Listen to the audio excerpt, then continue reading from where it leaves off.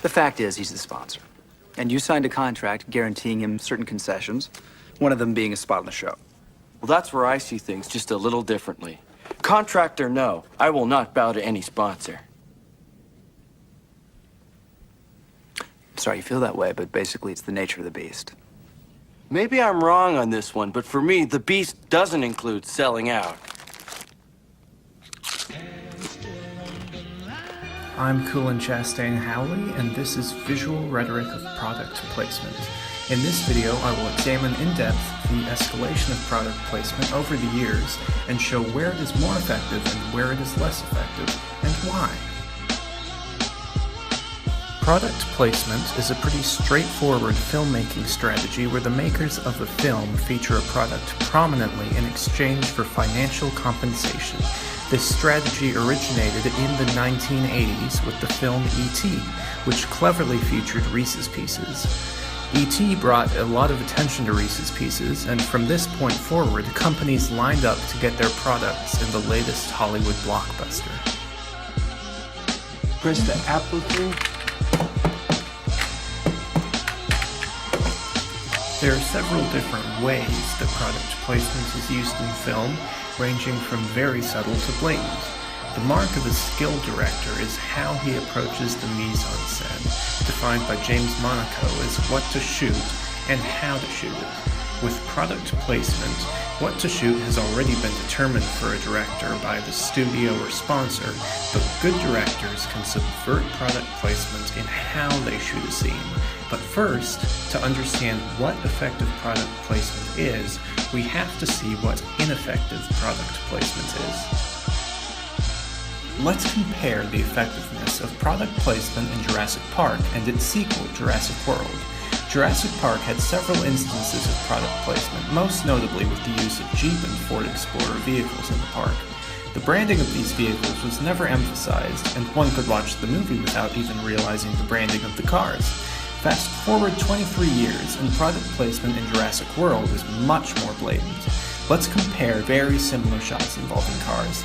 In this shot from Jurassic Park, a Jeep is used, but it is in no way the focus of the scene, which focuses on the T-Rex and the characters, constantly switching shots to emphasize the chaos of the scene. However, in these slick shots from Jurassic World, the camera pans over Mercedes logos. Also, the Mercedes in Jurassic World are pristine compared to the dirty Jeep in Jurassic Park. It's clear that Mercedes wanted to make their car look desirable in these shots, which becomes distracting for the viewer. Giving a brand this much power can disrupt the narrative by distracting viewers. This was warned against by Emily Nussbaum, who said that product integration is a small slice of the advertising budget, but it can take on an outsized symbolic importance as the watermark of a sponsor's power to alter the story. Verizon Wireless presents the Indominus Rex. Pepsi Swan, Tostito. This disruption is also present in the Transformers movies, which paved the way for Jurassic World with their own bold product placement, and are another great example of ineffective advertising. Michael Bay is no stranger to product placement, and the Transformers series is rife with placement for brands, most notably Chevy. Smaller brands get screen time as well, such as Shihua Milk, an Asian brand. With product placement this common in a movie, it is inevitable that a bunch of different shots and techniques are going to be used to present the products. Let's look at an elevated filmmaking technique that Bay uses with product placement that still manages to disrupt the narrative of his movie. Color, which Monaco says can add an entirely new dimension to a film, is used in both Schindler's List and Transformers to draw attention, with wildly different results. Spielberg uses color to invoke pathos and advance his narrative, while Bay just uses it to bring more attention to his sponsor. Bay's bastardization of this technique only serves to distract from his narrative and is likely to take viewers out of the movie. However, it is possible to incorporate product placement effectively into film without taking away from the narrative. A recent good example of this would be what House of Cards has been able to do. House of Cards is rife with product placement.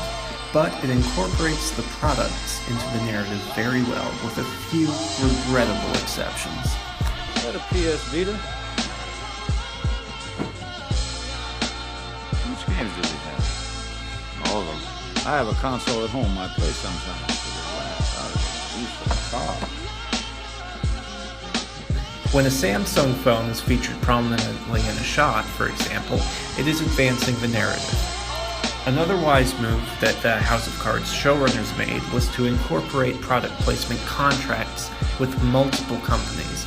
In an episode of House of Cards, you can see a Samsung phone, a Samsung TV with no branding, a OnePlus 2, a Dell laptop, an iPhone 5, an iPhone 6, a Windows phone, and a Mac and a PC messaging each other. This is better for audience immersion because it's more realistic. In the real world, not everyone has the same phone. This was a problem with Jurassic World, where every single character used Samsung phones.